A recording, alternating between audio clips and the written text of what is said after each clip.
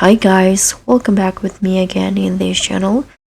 So in today's tutorial, I'm going to show you how you can catch this liar nose fish in Fish It Roblox. So this is one of the unique fish in the game, and I'm going to show you the location, the bait, and also the best locations to get this one.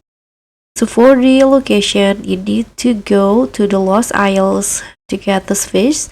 And this fish is located in the Sisyphus Theater in here inside it.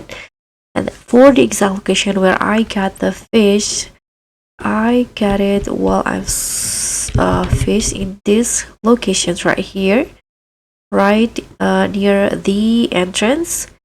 And I'm using the element with the singularity bait. So that's all for me. Thank you so much for watching. Don't forget to like, comment, and subscribe. Also click on the thanks.